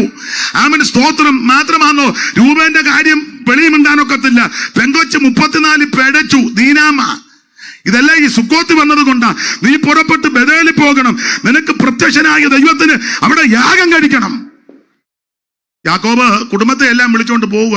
പോകുന്ന പോക്കിനും ഈ മുടിരാത്രി പ്രാർത്ഥനയ്ക്കും ഈ സുക്കോത്ത് വന്നിട്ടൊന്നും ക്രമീകരണം വരുത്തിയില്ല. ഒടുവിൽ അത് അങ്ങ് എത്താൻ അവിടെ വായിക്കുന്നത് 16-ാമത്തെ വാക്യം ഒന്നുകൂടെ വായിച്ചേ മോളെ. 16-ാം വാക്യം 35-16. പെട്ടെന്ന് അവർ ബദേലിൽ നിന്ന് യാത്ര പുറപ്പെട്ട് എഫ്രാത്തയിലെത്തുവാൻ അല്പദൂരം മാത്രമുള്ളപ്പോൾ റാഗേൽ പ്രസവിച്ചു. ഞാൻ ഓടിച്ചു പറഞ്ഞങ്ങ് നിർത്താം. റാഗേൽ പ്രസവിക്കുക, റാഗേൽ പ്രസവത്തോടു കൂടി മരിക്കുക. ആ പ്രസവത്തെ പറ്റി വേദപണ്ഡിതാക്കൾ പറയുന്നത് ഈ ബ്ലഡ് പോയാ മരിക്കുന്നത്, ബ്ലഡ് നിൽക്കുന്നില്ല. അവിടെ ഒരു പദമുണ്ട്, ജീവൻ പോകുന്ന സമയം. അങ്ങനെ ഒരു പദമുണ്ട്, മോള് കണ്ടോ? എന്നാൽ അവൾ മരിച്ചുപോയി. ജീവൻ പോകുന്ന സമയം. ജീവൻ പോകുന്ന സമയം എന്ന് പറഞ്ഞാൽ ബ്ലഡ് പോയിക്കൊണ്ടിരിക്കുക. ജീവൻ രക്തത്തിലല്ലേ? ജീവൻ രക്തത്തിലാ, ബ്ലഡ് നിൽക്കുന്നില്ല, പോയിക്കൊണ്ടിരിക്കുക. അപ്പച്ചൻ പണ്ട് വന്ന് കൂടാരത്തിൽ അന്വേഷിക്കാമെന്ന് പറഞ്ഞ് എനിക്ക് എഴുന്നേക്കാൻ പാടില്ലെന്ന്. ഏത് വിഷയത്തിൽ കള്ളം പറഞ്ഞോ വിഷയത്തിൽ ദൈവം പിടികൂടി. തെറ്റ് സംഭവിക്കാം, കുറവുകൾ വരാം, ബലഹീനത വരാം, പോഷത്വം വരാം, ക്രമക്കേട് വരാം. പക്ഷെ അത് ഏറ്റു പറഞ്ഞ് ഉപേക്ഷിക്കണം. ഉപേക്ഷിച്ചില്ലെങ്കിൽ ഒരു ദിവസം ദൈവം നിന്നെ പിടിക്കും. അപ്പം വന്നപ്പോൾ ഉപേക്ഷിക്കണ്ടേ? ഓൺലൈറ്റ് കഴിഞ്ഞപ്പോ ക്രമീകരിക്കണ്ടേ? സുക്കോത്ത് വന്നപ്പോ ക്രമീകരിക്കണ്ടേ? പിള്ളേര് പിഴച്ചപ്പോ ക്രമീകരിക്കണ്ടേ? ക്രമീകരിച്ചില്ല. അടിയേറിയിട്ട് പിടികൂടി. ബ്ലഡ് നിൽക്കുന്നില്ല, ജീവൻ പോവുക. അപ്പോൾ വേദനയോടെ ദുഃഖത്തോടെ സൂതികർമ്മണി പറഞ്ഞു, ആങ്കൊച്ചാ കേട്ടോ, ആങ്കൊച്ചാ. അപ്പൊ പറഞ്ഞു, അവന് പേരിട്ട് ബെനോനി. കണ്ണുനീരിന്റെ ദുഃഖത്തിന്റെ വേദനയുടെ പുത്രൻ. ഞാൻ വിസ്തരിക്കുന്നില്ല, നിർത്തുക. എനിക്കിതൊക്കെ പ്രസംഗിക്കണമെങ്കിൽ ഒരു 2 മണിക്കൂറെങ്കിലും വേണമെങ്കിൽ നിങ്ങൾ പ്രോത്സാഹിച്ചല്ലോ. വലിയ കാര്യം, വലിയ കാര്യം. ദൈവത്തിന്റെ മഹത്വം, കർത്താവിന്റെ മഹത്വം. അവള് ബെനോനി എന്ന് പേരിട്ടു. അവൻ ജനിച്ച സ്ഥലമായി ബേത്ലഹേമിലെ എഫ്രാത്ത്. അവിടെ ക്രിസ്തു ജനിക്കുന്നത് എന്ന് പറഞ്ഞാൽ യേശുക്രിസ്തുവിന്റെ തിരുപ്പിറവി കൊണ്ട് നമുക്ക് ലഭിച്ച നേട്ടത്തിൽ ഒന്ന്, ആമേൻ സ്തോത്രം, ദുഃഖവും നെടുവീർപ്പും മാറ്റി. ക്രിസ്തുവിന്റെ തിരുപ്പിറവിയുടെ ഭാഗം ലൂക്കോസ് പറയുന്നത് എങ്ങനെ? സർവജനത്തിന് ഉണ്ടാകുവാനുള്ള ഒരു മഹാ സന്തോഷം. ഉൽപ്പത്തി പുസ്തകം 35-ാം അധ്യായത്തിൽ കണ്ണുനീരും ദുഃഖവും മുറവിളിയും ആമൻ ദുഃഖവുമാണെങ്കിൽ പുതിയ നിയമത്തിൽ വരുമ്പോൾ യേശുവിന്റെ തിരുപ്പിറവി കൊണ്ട് അത് സന്തോഷമാക്കി തീർത്തു. ഇന്ന് രാത്രി നിന്റെ ജീവിതത്തിന്റെ നിരാശ മാറണമെങ്കിൽ യേശു ഹൃദയത്തിൽ ജനിക്കണം. നിന്റെ കുടുംബത്തിന്റെ തകർച്ച മാറണമെങ്കിൽ യേശുവിനെ വീട്ടിൽ ഏറ്റെടുക്കണം. ദേശത്തിന്റെ തകർച്ച മാറണമെങ്കിൽ ദേശത്ത് യേശുവിനെ ഉയർത്തണം. Hallelujah, hallelujah. ഒത്തിരി കാര്യം പറയാനുണ്ട്. ഞാൻ സന്ധ്യയ്ക്കുമൊക്കെ നോട്ടൊക്കെ തയ്യാറാക്കി വെച്ചതാ. എന്നാ ചെയ്യാനാ? ദൈവത്തിന്റെ മകത്ത്. ഇപ്പൊ നിങ്ങൾ പറയും ഇയാള് താമസിച്ച് വന്നതുകൊണ്ടല്ലേ? അതെ, അതുകൊണ്ട് ഞാൻ തന്നെ അങ്ങ് അടങ്ങുക. ദൈവത്തിന് മകത്വം. ബേത്ലഹേം, ദൈവത്തിന്റെ ആ ബേത്ലഹേമില്ല യേശുവിന്റെ തിരുപ്പിറവി. ബേത്ലഹേമിനെ പറ്റി ഒത്തിരി ഉണ്ട്. ദൈവത്തിന്റെ മകത്വം. ദാവീദിന് ഒരിക്കല് ദാഹം, ഭയങ്കര ദാഹം. ദാവീദ് പറഞ്ഞു, എനിക്ക് ബേത്ലഹേം കണ്ടിട്ടില്ല, വെള്ളം കുടിക്കണമെന്ന്. അന്ന് ഫെലിസ്ത്യർക്ക് കാവൽ പട്ടാളം ഉണ്ട് അവിടെ, കാവൽ പട്ടാളം. ദാവീദ് മിടുക്കനല്ലേ? ദാവീദിനെ പറ്റി വായിക്കുന്നത്, അവനെന്റെ കൈകളെ പോരിനായിട്ട് വിരലുകളെ യുദ്ധത്തിനായിട്ട് അഭ്യസിപ്പിച്ച നല്ല മിടുമിടുക്കനാ ദാവീദ്. നല്ല എറിഞ്ഞാൽ ഉന്നം പിഴക്കുകയല്ല. കഞ്ചിക്കകത്ത് കൈയിട്ട് കല്ലൊരെണ്ണം എടുത്ത് വെച്ചോടനെ എറിഞ്ഞില്ല, നമ്മൾ വെച്ചോടനെ ഭത്സിക്കുന്നെന്ന് പറയാം. അത് വേണ്ട, വെച്ചൊന്ന് വീശി എന്നൊക്കെ എഴുതിയേക്കുന്നത്. അങ്ങനല്ലേ മോളെ? നമ്മൾ വന്നിരുന്ന ഏനാന്നു ചുമ്മാ അങ്ങ് ചാടുകയും ആട്ടുകയും. ദാവീദ് കല്ലെടുത്ത് കമണയിൽ വെച്ച് വീശി. അങ്ങനെ ഉണ്ട്, വായിച്ചോ മോളെ? കണ്ടോ? 17-ാം അധ്യായത്തിലല്ലയോ മോളെ? ശാമുവേലിന്റെ 1-ാം പുസ്തകം 17-ാം അധ്യായത്തിൽ ഉണ്ട്. ദാവീദ് സഞ്ചിക്കകത്ത് കൈയിട്ട് ഒരു കല്ലെടുത്ത് കവണയിൽ വെച്ചു. വെച്ചോടനെ എറിഞ്ഞെന്നില്ല, വെച്ചൊന്ന് വീശി. അങ്ങനെ ഉണ്ട്. ദിവസം കണ്ടോ? ആരെങ്കിലും കണ്ടോ? കൊള്ളാം, മുദ്ര ഇട്ടേച്ചിരിക്കുക പുസ്തകത്തിന്. ഞാൻ കാണാൻ പോകുന്നു. 8:30 ആയപ്പോഴേ മുദ്ര ഇടുന്ന ഞാൻ കണ്ടു. അതുകൂടെ കാണാഞ്ഞിട്ടാ. മോള് കണ്ടോ? വീശി. അത് മതി, ഒത്തിരി വീശണ്ട, വീശി. അതാ പേരെന്താ? ആനി. വളരെ ദൈവം അനുഗ്രഹിക്കട്ടെ, എന്നെ സഹായിച്ചല്ലോ. അല്ലെങ്കിൽ അവര് പറഞ്ഞ അയാളെ ഇളക്കം കയറി പറഞ്ഞ അങ്ങനെയൊന്നും ഇല്ലെന്ന് പറയും. അപ്പൊ കല്ലെടുത്ത് കവണയിൽ വെച്ച് വീശി. എന്നിട്ട് ആ ഫെലിസ്ത്യന്റെ നെറ്റിക്കിട്ടെറിഞ്ഞു. ഉന്നം പിടിച്ചത് നെറ്റിക്ക. സൂക്ഷം കല്ല് നെറ്റിയെ കൊണ്ടു. കവണ്ണ് വീണു. ഇടയ്ക്ക് കയറി പറയാം, കവണ്ണ് വീണു. കവണ്ണ് വീണുണ്ടെന്നെ ഫോട്ടോ എടുത്ത് വാട്സപ്പിൽ അയക്കുകയല്ല. ഞങ്ങളിപ്പോൾ ലൈവിലുണ്ട്. ഗോലിയാത്താണ്. അങ്ങനല്ലേ ഇപ്പോഴത്തെ എന്തുവാ ട്രെൻഡ് എന്നാണോ പറയുന്നേ? ഇംഗ്ലീഷ് ഇരിക്കട്ടെ, ഇംഗ്ലീഷ് പിന്നെ അസംബ്ലീസ് ഓഫ് ഗോഡ് അല്ലേ, ഇംഗ്ലീഷ് തന്നെ ഇരിക്കട്ടെ. ദാവീദ് ഫോട്ടോ എടുക്കാനല്ല ഓടിയത്. ദാവീദ് നിങ്ങളെ ഭാഗമോ ഓടി അങ്ങോട്ടേക്ക്, എന്റെ ഭാഷയാ, ഓടി അങ്ങോട്ടേക്ക് എന്ന് 6 മുഴം ഉകരിച്ചാൻ നെടുപ്പോൾ വന്നേണ്ട കവണ്ട് കിടക്ക അവന്റെ നെഞ്ചത്തോട്ട് കയറി, എന്റെ ഭാഷയാ, നെഞ്ചത്ത് കയറി അവന്റെ ഉറകിൽ നിന്ന് അവന്റെ വാളിങ്ങോട്ട് വലിച്ചൂരി അവന്റെ തല വെട്ടി അവൻ ഇങ്ങനെ കൊണ്ടുവരികയാ. ഇതാണ് കാൽവറിയിൽ നടന്നത്. ഇതാണ് കാൽവറിയിൽ നടന്നത്. മരണത്തിന്റെ അധികാരിയാകുന്ന പിശാച് ഉൽപ്പത്തി പുസ്തകം 3-ാം അധ്യായം മുതൽ വെല്ലുവിളിക്കുക, കൊല്ലും കൊല്ലും കൊല്ലും കൊല്ലും എന്ന് വെല്ലുവിളിക്കുക. എന്നാൽ കാൽവറിയിൽ ഒരുവൻ മരണത്തിന്റെ അധികാരിയാകുന്ന പിശാചിന് തന്റെ മരണത്താൽ അല്ല അവന്റെ വാളൂരി ജയഭാരി മുടക്കി. ഇതാണ് ദാവീദ് മിടുക്കനാ. അതല്ലേ പണ്ട് ഊശായി പറഞ്ഞ നമ്മൾ ഉദ്ദേശിക്കുന്ന പോലൊന്നും അല്ല, അവൻ വലിയ ഒരിഞ്ഞ മോന. വായിച്ചു ദിനവൃത്താന്തങ്ങളുടെ, ഞാൻ എടുത്തതൊന്നും പറയാൻ ഒക്കുന്നില്ല. ദിനവൃത്താന്തങ്ങളുടെ 2-ാം പുസ്തകം, ശമൂവേലിന്റെ 2-ാം പുസ്തകം 17-ാം അധ്യായത്തിന്റെ 5-ാം വാക്യം മുതൽ വായിച്ച് ഇടത്ത് താള് മറിക്കുമ്പോൾ ഇടത്ത് വശത്തെ കണ്ണിക തുടങ്ങുന്നത്. അത് തന്നെ ദൈവദാസനെ സഹായിച്ചതിന് നന്ദി. എന്നാൽ അബ്ശാലോം അർഹനായ ഹൂശായിയെ വിളിക്കുക, അവന്റെ അഭിപ്രായം കൂടെ നമുക്ക് കേൾക്കാമല്ലോ. ഹൂശായി അബ്ശാലോമിന്റെ അടുക്ക് വന്നപ്പോൾ അബ്ശാലോം ഹൂശായിയോട് ഇന്ന പ്രകാരമല്ല അഹീതോഫെൽ പറഞ്ഞു, അവൻ പറഞ്ഞതുപോലെ ഞാൻ ചെയ്യുമെന്ന് ചോദിച്ചപ്പോൾ ഹൂശായി അബ്ശാലോമിനോട് അഹീതോഫെൽ ഇപ്രാവശ്യം പറഞ്ഞ ആലോചന നന്നല്ല, പിന്നെ നിന്റെ അപ്പനും അവന്റെ ആളുകൾ വീരന്മാരും കാട്ടിൽ കുട്ടികൾ കവർന്നു പോയ കരടിയെ പോലെ ഉഗ്രമാനസൻ. നിന്റെ അപ്പൻ യോദ്ധാവ, അവൻ ജനത്തോടു കൂടെ രാപാർക്കത്തില്ല. അവനിപ്പോൾ വല്ല ഗുഹയിലോ മറ്റു വല്ല സ്ഥലത്തോ ആയിരിക്കും. അതുകൊണ്ട് ആരംഭത്തിൽ തന്നെ ഇവര് വലിയൊരു പട്ടുപോയാൽ അബ്ശാലോമിന്റെ പക്ഷക്കാരി മഹാസംഹാരമുണ്ട് എന്ന് ഇസ്രായേൽ അറിയും. അപ്പോൾ സിംഹകൃതയുടെ ശൂരനും കൂടെ ഉരുകിപ്പോകും. ഭയങ്കര മിടുക്കനാ, സ്തോത്രം, മിടുമിടുക്കൻ. നിന്റെ അപ്പനും അവന്റെ ആളുകളും കാട്ടിൽ കുട്ടി കവർന്നു പോയ കരടിയെ പോലെ, കാട്ടിൽ കരടിയുടെ കുട്ടി പോയ കരടി ഉറക്കളിച്ച് വരുന്നവന്റെ ഹൃദയത്തിന്റെ നെയ്വല കീറുമെന്ന ഹോശിയ പ്രവചനത്തിൽ അടച്ച് കീറിക്കളി. നിന്റെ അപ്പൻ അതുപോലെ മിടുക്കനാ, യോദ്ധാവാ, കൂർമ്മബുദ്ധിക്കാരനാ നിന്റെ അപ്പൻ. അതിലെ ഗത്തിൽ പണ്ടി ചെന്നപ്പോ ഉടനെ ഭ്രാന്ത് അഭിനയിച്ചത്. നമ്മളതിനെ കാൽവറി രക്തം പറഞ്ഞു നിന്നേനും അത് നല്ല കീച്ചും കീച്ചിയാനും. അന്നേരം മിടുക്കനാ. കൂടെയുള്ളവരെ വീരന്മാര്, അതിലും വലിയ മിടുക്കന്മാര്. അവരെ പറ്റി വായിക്കുന്നത് ദിനവൃത്താന്തങ്ങളുടെ 2-ാം പുസ്തകം 12-ാം അധ്യായത്തിന്റെ 1-ാം വാക്യം. പെട്ടെന്ന് വായിച്ചോ, ചടിയാനും വായിക്കും, പോണം. ദിനവൃത്താന്തം 2-ാം പുസ്തകം 12-1. എന്നാൽ റഹബയാമിന്റെ രാജ്യത്വം ഉറച്ച് അവൻ ബലം പ്രാപിച്ച ശേഷം അവനും അവനോട് കൂടെ എല്ലാ ഇസ്രായേലും യഹോവയുടെ ന്യായപ്രമാണം ഉപേക്ഷിച്ചു. അപ്പൊ 1-ാം പുസ്തകം 12 വായിച്ചേ മോളെ. 1-ാം പുസ്തകം അല്ലേ? ഒന്നൊന്ന് വായിച്ച. അത് തന്നെ കീശിന്റെ മകനായ